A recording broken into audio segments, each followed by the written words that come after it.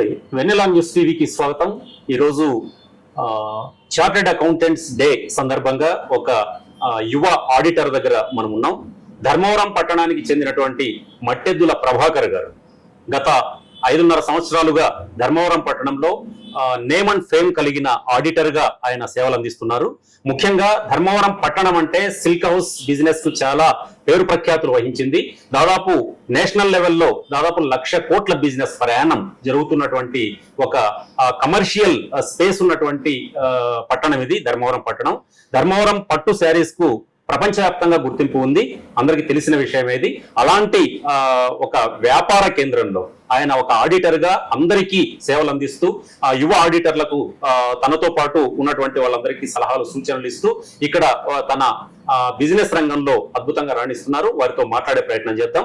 అసలు సిఏ అనేది ఏంటి, అసలు సిఏ విద్యార్థులకు ఆయన ఇచ్చే సలహాలు ఏంటి, ఆడిటింగ్ రంగం ఎట్లా రూపాంతరం చెందుతోంది రాని ఈ విషయాలన్నీ కూడా అడిగి తెలుసుకుందాం. సార్ నమస్తే. నమస్తే అండి. How are you sir? Fine అండి. Thank you very much. ముందుగా మీకు చార్టెడ్ అకౌంటెంట్స్ డే శుభాకాంక్షలు. Thank you. ఎందుకంటే మీలాంటి ఆడిటర్స్ వల్ల దాదాపు ఈ బిజినెస్ రంగం, వాణిజ్య రంగం అంతా కూడా మీలాంటి వాళ్ళ సేవలతోనే నిండి ఉంది ఈ రోజంతా కూడా. వర్తమాన ప్రపంచంలో సిఏ కోర్సుకు చాలా డిమాండ్ ఏర్పడుతూ ఉంది రోజు రోజుకి. సిఏ కోర్స్ చేయడానికి వచ్చే విద్యార్థుల సంఖ్య కూడా ఎక్కువ అవుతుంది రోజు రోజుకి. మరి ఈ వ్యాపారానికి సంబంధించి అంటే వ్యాపార సంస్థలకు సంబంధించి నియమ నిబంధనలు ఎట్లా ఉంటాయి, అసలు ఈ ఆడిటింగ్ రంగం అనేది ఇంపార్టెన్స్ ఏంటని మీరు భావిస్తున్నారు సార్?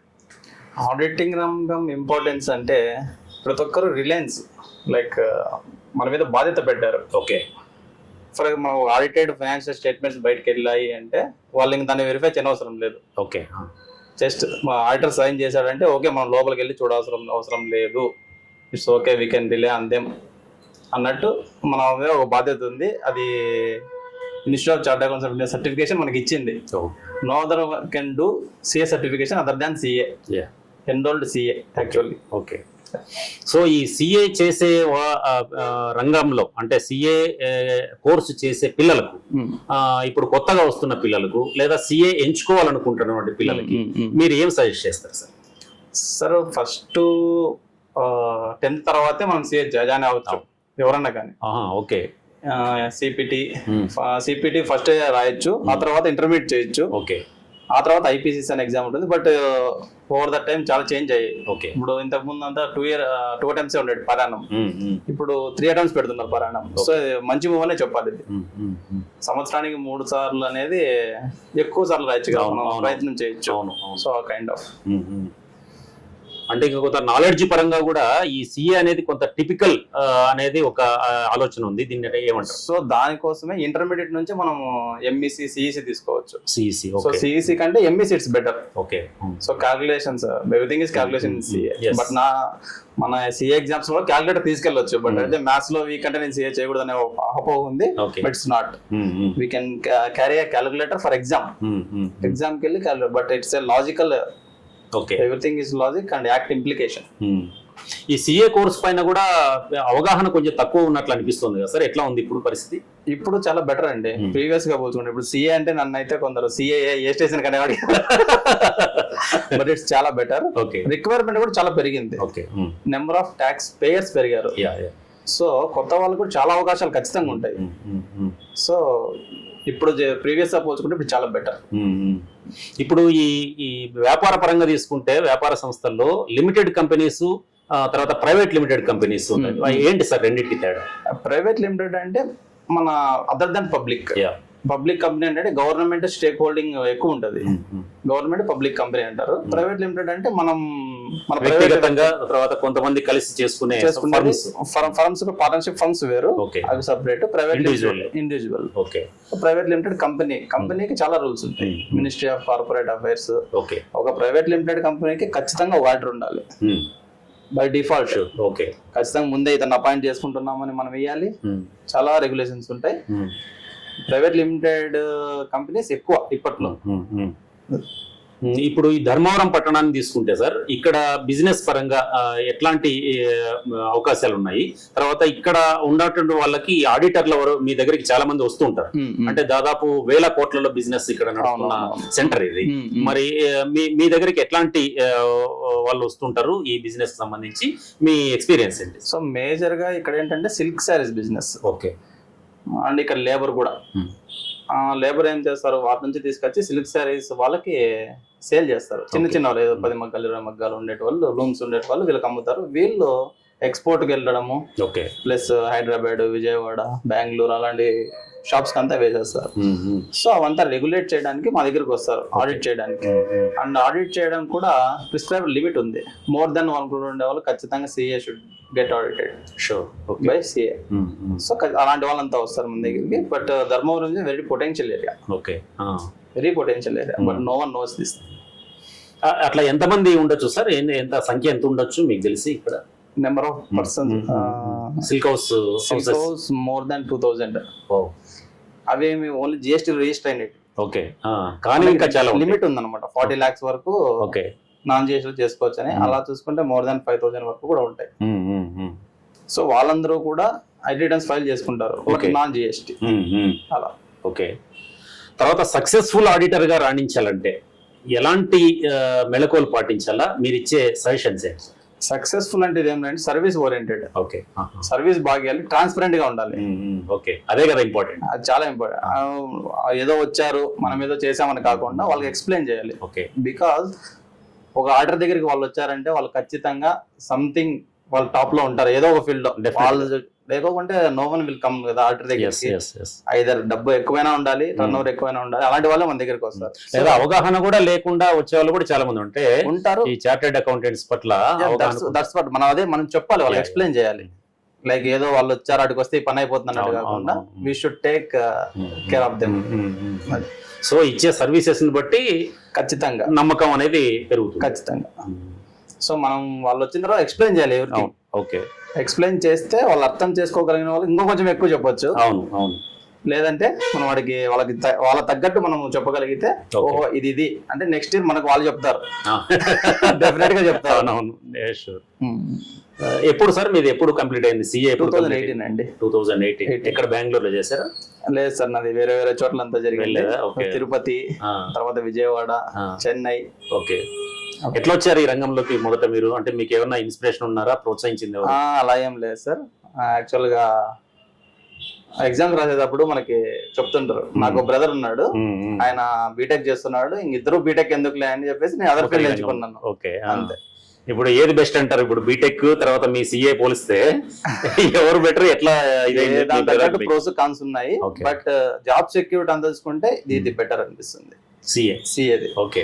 ఎందుకంటే ఇప్పుడు బీటెక్ చేసామంటే మనం ఏం చేస్తాం, అయితే మనం ఒక కంపెనీ దగ్గరికి చేయాలి, లేకపోతే ఆ కంపెనీ పోతే నెక్స్ట్ కంపెనీకి వెళ్ళాలి. దీంట్లో అలా కాదు, మనకు నచ్చితే ఇలా ప్రాక్టీస్ పెట్టేసుకోవచ్చు, లేదంటే జాబ్కి వెళ్ళొచ్చు. జాబ్ లో మల్టిపుల్ ఆప్షన్స్. ఎలాంటి ఆపర్చునిటీస్ ఉంటాయి sir? Investment banking, okay, mutual funds maintenance, okay, share market, okay, అలా. ఈవెన్ బ్యాంక్స్ కూడా మేనేజర్ డైరెక్ట్ గానే క్వాలిఫై అవగానే మేనేజర్ పొజిషన్స్ ఇస్తారు. Okay. Branch head. So course complete అవగానే ఇమ్మీడియట్ గా ఉంటాయి, ఇమ్మీడియట్ గా ఓపెన్స్ ఉంటాయి. ఓకే. చాలా కోర్సులో అట్లా పరిస్థితి లేదు. అలాంటి జాబ్ సెక్యూరిటీ చాలా బాగుంటుంది ఇక్కడ. ఓకే. మనకు ఆప్షన్. సో ప్రాక్టీస్ వెళ్ళండి, ప్రాక్టీస్. అండ్ ఇప్పుడు ఉండే పిల్లలు మాక్సిమం ప్రాక్టీస్ రావట్లేదు డ్యూ టు బీటెక్ తో పోల్చుకోవడం వల్ల. జాబ్ కి ఎక్కువ మంది వెళ్తున్నారు. ఎందుకంటే ఇనిషియల్ డేస్ లో ప్రాక్టీస్ కొంచెం సర్వ్ చేయాల్సి ఉంటుంది. అవును అవును. పబ్లిక్ మనం అంటే ఏంటో తెలియాలి కదా. జస్ట్ లైక్ మనం రాగానే వచ్చి ట్రీట్ చేసేదేం ఉండదు. డెఫినెట్ గా మనం కొన్ని రోజులు సర్వ్ చేసి ప్రొసీడ్ అవుతే వాళ్ళు ఖచ్చితంగా వస్తారు. మన పేరు బయటకు వెళ్ళాలి. చెప్పాను కదా, ట్రాన్స్పరెన్సీ ఓన్ గా చేసుకోవాలన్న ఒక లక్ష్యం ఉండాలన్నా. బట్ దీంట్లో చాలా ఫ్లెక్సిబిలిటీ ఉంటుంది, వర్కింగ్ ఫ్లెక్సిబిలిటీ గానీ. మనం ఎంత టు ద ఎక్స్టెంట్ అయినా వెళ్ళొచ్చు క్లయింట్ కోసం. అవును. దాంట్లో అలా ఉండదు. వాడు సమ్ వర్క్ ఇస్తాడు, we have to do that. And signature కి ఇంప్లికేషన్ ఉండదు అక్కడ. ఇక్కడ మనకి సిగ్నేచర్ కి వాల్యూ, మనం చేంజ్ చేస్తున్నామంటే వీఆర్ రెస్పాన్సిబుల్, అంతే కదా. అక్కడ అలా ఉండదు. ఓకే. సో మీకు సెల్ఫ్ సాటిస్ఫాక్షన్ కూడా బాగా ఉంటుంది. డెఫినెట్ గా ఉంటది. మంచి సర్వీసెస్ ఇస్తున్నాం అని. ఇంకొకటి ఏమంటే కొత్త వాళ్ళు రావడానికి ఇక్కడ ఇప్పుడు మిగతా పిల్లలకి ఏం తెలియదు ఏంటంటే సార్ ప్రాక్టీస్ రాకపోవడానికి ఓకే ఆల్రెడీ అందరూ ఉన్నారు కదా ఎందుకు అని చెప్పేసి ఇందులో కూడా ట్యాక్స్ సైడ్స్ కి వెళ్తే ఓన్లీ 60 మాత్రమే చేయగలం ఏ సిఏ అయినా ఎంత ఎక్స్పీరియన్స్డ్ సిఏ అయినా 60 పర్ యానం ఓకే 60 దాటి చేయకూడదు. ఇది ఐసిఐ అంటే సిఏ రూల్స్ అంతా institute of chartered accounts of India setup by parliament okay okay అవి రెగ్యులేట్ చేస్తుంది. ఎందుకు సార్ ఇట్లాంటి నిబంధన ఎందుకు పెట్టారు ఇది? కొత్త వాళ్ళ కోసం కూడా అంతా ఇప్పుడు మనం ఉన్నామని చెప్పేసి అంతా మనమే చేసేసుకుంటే ఓకే ఓకే కొత్త వాళ్ళకి కూడా రావాలి కదా, రావడానికి అవకాశాలు ఉండాలి కదా వాళ్ళ కోసం. అదే ప్రైవేట్ లిమిటెడ్ కంపెనీస్ అయితే ఓన్లీ 20నే. సో అదర్ దాన్ 20 వస్తే నేనే కొత్త వాళ్ళకి నేను ప్రపోజ్ చేయాలి కదా, చేయాల్సిందే, ఇంట్రడ్యూస్ చేయాలి, సజెస్ట్ చేయాలి అలా అన్నమాట. So practice is better idea, okay better idea and opportunities కూడా వస్తాయి, ఓకే బై డిఫాల్ట్ గా వస్తాయి. ఈవెన్ ఇన్స్టిట్యూటే కల్పిస్తుంది. ఓకే. తర్వాత ఈ కార్పొరేట్ సంస్థలు బాగా ఈ మధ్య ఎక్కువ అవుతున్నాయి సార్. అంటే గతంతో పోలిస్తే కార్పొరేట్ బిజినెస్ కూడా బాగా పెరిగిపోయింది. ఈ కార్పొరేట్ బిజినెస్ పెరగడం వల్ల ఆడిటర్ల సంఖ్య పెరగడానికి లేదా మీలాంటి వాళ్ళకు ఇంకా ఎక్కువ అవకాశాలు వచ్చి బాగా ఇది చేయడానికి అవకాశం. డెఫినెట్ గా అండి. కార్పొరేట్ చెప్పాను కదా, బై డిఫాల్ట్ గా ఒక సిఏ ఖచ్చితంగా ఉండాలి. By the birth of the corporate ఒక కంపెనీ పుట్టాలంటేనే ఒక సిఏ ఉండాలి. సిఏ సిగ్నేచర్ లేదే కంపెనీ పుట్టదు. అలాగే ఇండివిజువల్ గా ఏదో ఫర్మ్స్ ఏవో వస్తాయి కానీ కంపెనీ అయితే రాదు. సో ఉండాలి కాబట్టి అక్కడ నుంచే స్టార్ట్ అవుతుంది. అదే బిగ్ కార్పొరేట్స్ అన్నారు అనుకోండి, అందులో మళ్ళీ వింగ్స్ సెటప్ అవుతాయి. ఓకే, ఆ వింగ్స్ లో మళ్ళీ సపరేట్ గా ఆడిటర్లను పెట్టేసుకుంటారు. సో ఆ విధంగా జరుగుతుంది బిగ్ కార్పొరేట్స్ లో. సో ఆపర్చునిటీస్ ప్lenty ఉంటాయి. ఈవెన్ ఆపర్చునిటీస్ విషయానికి వస్తే బ్యాంక్స్ కూడా మనకు అసైన్మెంట్స్ ఇస్తుంటాయి. Like stock verification. ఇప్పుడు బ్యాంక్ కి ఒక అతను లోన్ తీసుకున్నారు అనుకోండి, వాళ్ళు వెళ్ళినప్పుడు అదేం ఉంటాయి, వాళ్ళు మనకు చెప్తారు బ్యాంక్ వాళ్ళు. సో మీరు వెళ్ళి ఒకసారి చూడండి, సర్ప్రైజ్ వెళ్ళి చూడొచ్చు ఆ స్టాక్ ఉందా, వాడు నిజంగా బిజినెస్ చేస్తున్నాడు, మన పొజిషన్ ఏంటి, అలాగా చెకింగ్ అలా కూడా అసైన్మెంట్స్ వస్తుంటాయి. తర్వాత ఈ మామూలుగా సిఏ అనగానే భయం అనేది చాలా మందిలో ఉంటది. అంటే ఒకసారి ఫెయిల్ అయితే మళ్ళీ మనం అన్ని సబ్జెక్టులు రాయాలా, మళ్ళీ ఫెయిల్ అయితే మళ్ళీ అక్కడ ఇంకొక సబ్జెక్ట్ తప్పొచ్చు, ఇట్లాంటివి ఒక ఇది ఉంది సార్. అసలు ఆ ఎగ్జామినేషన్ ప్రాసెస్ ఎట్లా ఉంటుంది, దాన్ని ఎట్లా అధిగమించాలి? యాక్చువల్ గా ఏంటంటే మనం యాజ్ యూజువల్ గానే మనం స్కూల్ డేస్ లో చూస్తుంటాం. మనం ఒక సబ్జెక్ట్ లో ముందు ఉంటాం, కొన్ని సబ్జెక్ట్ లో బ్యాక్ ఉంటాం. అలాగా ప్రీవియస్ గా ఉండింది. ఎప్పుడు ఒక 10 to 15 years బ్యాక్ అన్ని ఒక సబ్జెక్ట్ పైన అన్ని రాయాలనేది ఉంది. కానీ పోను ఇప్పుడు ఏం చేశారు, సడలించారు. ఏదైనా సబ్జెక్ట్ లో 60 మార్క్స్ కంటే ఎక్కువ వస్తే 100 మార్క్స్ 60 మార్క్స్ కంటే ఆ పేపర్ రాయొద్దండి. అది మీకు 3 years ఇస్తాను, 3 attempts ఇస్తాను. సారీ 3 attempts ఇస్తాను. ఆ 3 attempts లో మిగిలిన కంప్లీట్ చేసుకోండి. అలా 2 papers వరకు ఎగ్జామ్షన్ ఇస్తాడు. సో అక్కడ రిస్క్ తగ్గిపోతుంది. మన వాళ్ళు ఏం చేస్తారంటే దీంట్లో 2 types ఉంటది ఎగ్జామ్ క్వాలిఫై అవ్వడం అంటే ఏంటి, ఇండివిజువల్ పేపర్ క్వాలిఫై అవ్వాలి, ఓవరాల్ గా గ్రూప్ క్వాలిఫై అవ్వాలి. ఇండివిజువల్ పేపర్ లో 40 వస్తే చాలు. ఓవరాల్ గ్రూప్ రావాలంటే 50% రావాలి. అంటే 4 papers అనుకుంటే మనం ఒక్కొక్క దాంట్లో 40 అనుకుంటే 160 అవుతుంది. కానీ అగ్రిగేట్ చూసుకుంటే 200 రావాలి 400 కి. సో అక్కడ ఎక్కువ మంది పోతారు. అన్ని ఈక్వల్ గా చదివితే ఖచ్చితంగా అయిపోతాం. అలా సో అట్లా ఆ విధంగా దాన్ని సడలించారు, ఇచ్చారు. ఇంకా వాళ్ళు అప్పుడు కొందరు అప్పుడెప్పుడో చదవాలనుకుంటారు, దాని వల్ల ఆగిపోయింటారు. వాళ్ళు ఇప్పటికి కూడా అదే విధంగా ఉన్నారు, కానీ but lot of changes happened. Okay. తర్వాత యువ ఆడిటర్లు అంటే మీరు కూడా దాదాపు యువ ఆడిటర్ గానే ఉన్నప్పటికీ కూడా మీకు నాలెడ్జ్ పరంగా కొంత వాళ్ళకన్నా ఎక్కువ కొంచెం హై స్థాయిలో ఉంటది కదా. మరి అలాంటి వాళ్ళకు కొత్తగా అప్కమింగ్ ఇప్పుడే ఎంటర్ అయిన వాళ్ళకు మీరు ఇచ్చే సూచనలు ఏంటి సార్?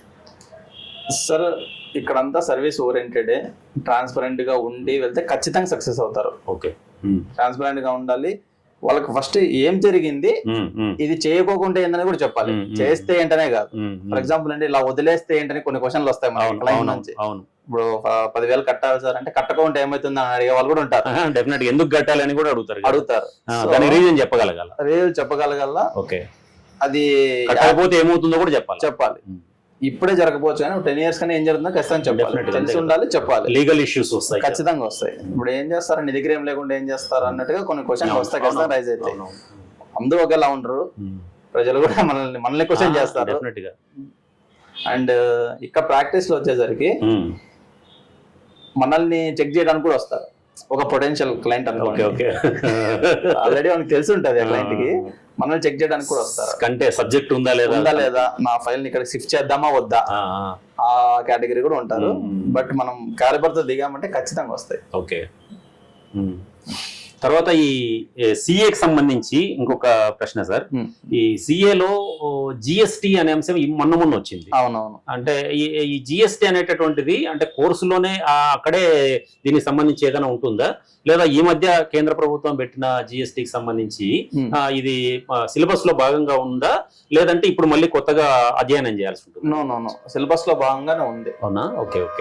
ఈ సిఏ కోర్స్ ఎలా ఉంటుందంటే not only on GST, income tax అయినా ప్రతి సంవత్సరం మారుతూనే ఉంటుంది. ఓకే. ప్రతి సంవత్సరం లైక్ సిలబస్ లోనే ఇంక్లూడ్ అయి ఉంటుంది. ఓకే. మనకు డేట్ ఇస్తారు, ఆ డేట్ వరకు ఏవైతే చేంజెస్ ఉంటాయో, అప్పటి వరకు ఏం నోటిఫికేషన్స్ వచ్చాయో, ఏం సర్క్యులర్స్ వచ్చాయో అవన్నీ ఎగ్జామ్స్ అప్లికబుల్. ఓకే.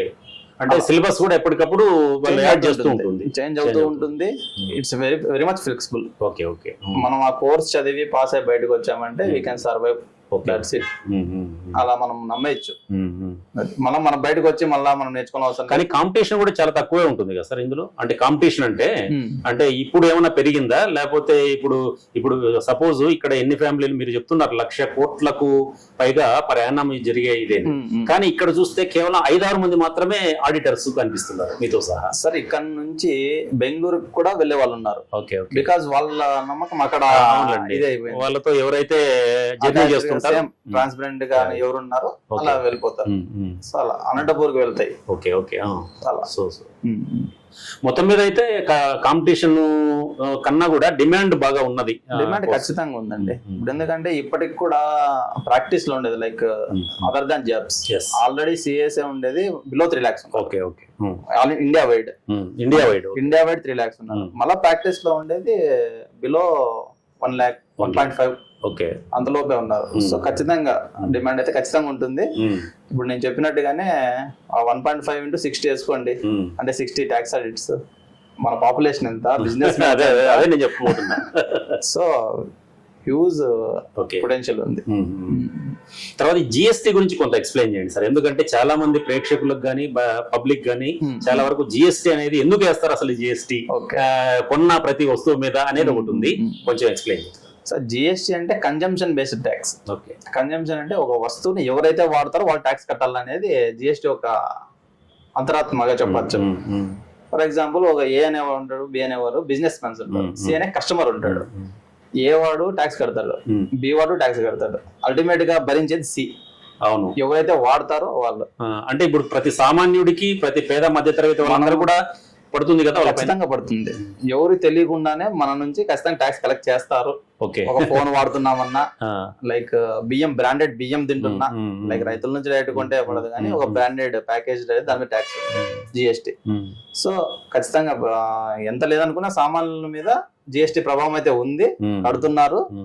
అంటే గతంలో కూడా ఉందా ఇది? కేవలం 5-10 ఏళ్ల లోపు నుంచి అంటే వ్యాట్ ఉండేది. VAT. Okay. VAT plus service tax ఉండేది, గూడ్స్ సర్వీస్. ఓకే. అప్పుడు వీరికి ఏమైంది, గవర్నమెంట్ కి గూడ్స్ అంటే ఏంటి, సర్వీస్ అంటే ఏంటి అనేది బైఫర్కేషన్ చాలా ఇబ్బంది అయిపోయింది. సపరేట్ యాక్ట్ అవడం. సింపుల్ గా చెప్పాలంటే రెస్టారెంట్ బిజినెస్ తీసుకోండి. రెస్టారెంట్ లో మనం ఫుడ్ తింటాము, అది గూడ్సా సర్వీసా? ఓకే. అలాంటి ఇది చాలా సింపుల్ కన్స్ట్రక్షన్. సో అలాంటివి చాలా వచ్చాయి. సో వాళ్ళు కొత్త వ్యాపారాలు అన్ని వచ్చేసేసరికి గ్రేట్ సొల్యూషన్ తో జిఎస్టీ తో వచ్చారు. But it was a good one. Okay. Very good one. ఖచ్చితంగా మన ప్రజలకి బెనిఫిట్ ఇచ్చేదే. ఓకే. మీ ఫ్యామిలీ బ్యాక్గ్రౌండ్ ఏంటి సార్? మీ నాన్నగారు ఉన్నారా ఆడిటర్స్? లేదండి, మా నాన్నగారు రైతు. ఓకే. మాకు ఫెసిలిటేట్ చేస్తారు, మీరు ఏం చదవాలనుకుంటే చదవండి. ఎక్కడ సార్ ప్రాపర్? ఎక్కడ? ప్రాపర్ ధర్మవరం. పోతుకుంటా. ఓకే. పోతుకుంటా అయితే మాకు అక్కడ ఇప్పుడు కూడా ఫార్మ్ ల్యాండ్స్ ఉన్నాయి, హౌస్ ఉంది. బట్ మా ఫాదర్ మా చదువు కోసం ఇక్కడికి వచ్చేసారు. సో ఇక్కడే సెటిల్ అయిపోయి. మాకేం బ్యాక్గ్రౌండ్ ఏం లేదు. ఓకే. మేము ఇలా సీఏ గురించి మేమే సొంతంగా తెలుసుకొని ఇలా చెప్పేవాళ్ళు ఎవరు లేరు. అవునవును. అప్పుడు ఇంత అవేర్నెస్ కూడా లేదు కదా దాదాపుగా. సో వాళ్ళు వీళ్ళు చెప్తే అందులో ఇంకోటి ఏమంటే రిజర్వేషన్స్ లేవు అందులో. ఓకే. మార్కింగ్ లో కావచ్చు, ఎడ్యుకేషన్ లో కావచ్చు, రిజర్వేషన్ లో. ప్లస్ అంటారా? అది డెఫినెట్ గా plus. Most of the guys ఇందులో ఉండేది ఎవరైతే రిజర్వేషన్ ఎగ్నెస్ట్ ఉన్నారో ఎక్కువ మంది దీంట్లో ఉంటారు. అవును.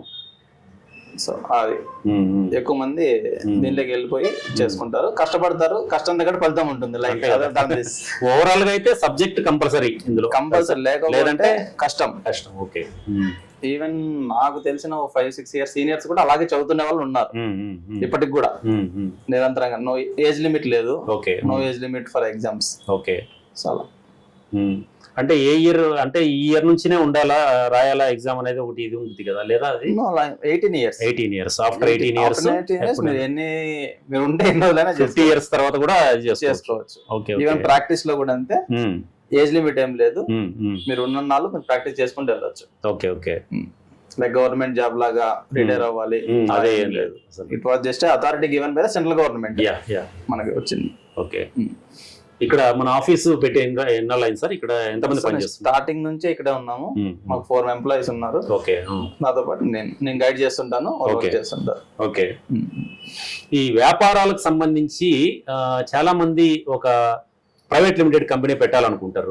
అనుకున్నప్పుడు వాళ్ళు ఎట్లాంటి జాగ్రత్తలు తీసుకోవాలా, లేకపోతే వాళ్ళకి ఇచ్చే సజెషన్స్ ఏంటి సార్ మీరు ఒక యాజ్ ఆడిటర్ గా? సార్ ప్రైవేట్ లిమిటెడ్ కంపెనీ పెట్టాలంటే ఫస్ట్ వాళ్ళ రిక్వైర్మెంట్ ఏంటో చూడాలండి.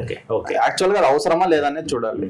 జస్ట్ మన వాళ్ళు ఏంటంటే ప్రైవేట్ లిమిటెడ్ ఏదో పెద్దదాన్ని పెట్టాలనుకుంటారు కానీ బట్ వాళ్ళకి అవసరమా లేదా, మెయింటెనెన్స్ ఎక్కువ. ఓకే.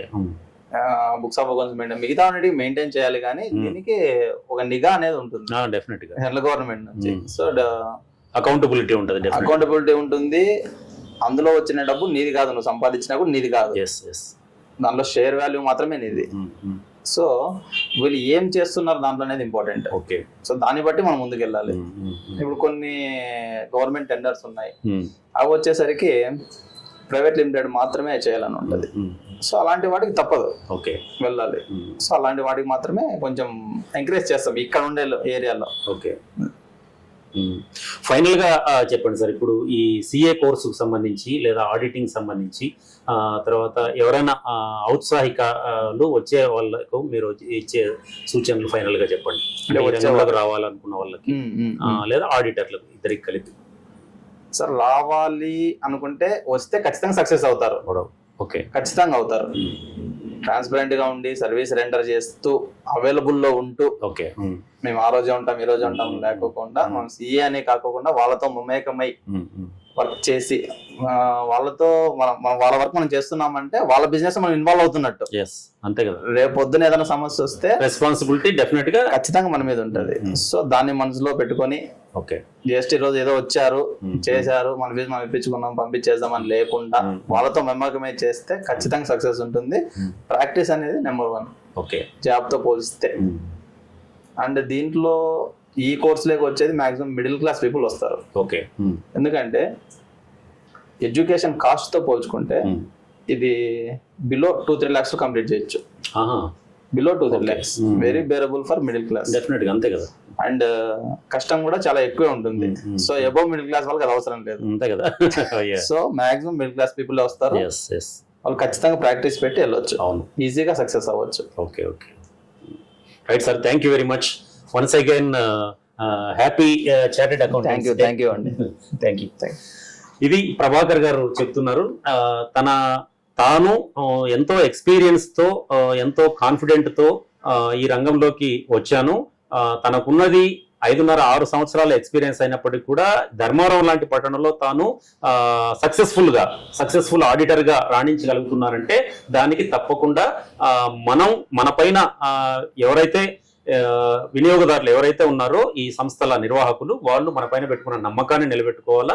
అన్నిటికన్నా మించి వాళ్ళ సంస్థకు సంబంధించిన అన్ని రెస్పాన్సిబిలిటీస్ యాజ్ ఏ ఆడిటర్ గా మనం తీసుకోవాలా.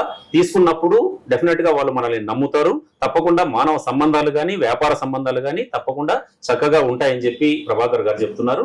అన్నిటికీ మించి కొత్తగా ఈ సిఏ చేయాలనుకుంటున్నటువంటి స్టూడెంట్స్ కూడా నిరభ్యంతరంగా రావచ్చు.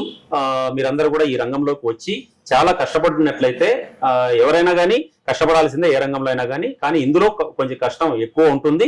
కాకపోతే తక్కువ ఖర్చుతో కూడా పూర్తయ్యే కోర్సు సిఏ అని వారు చెప్తున్నారు.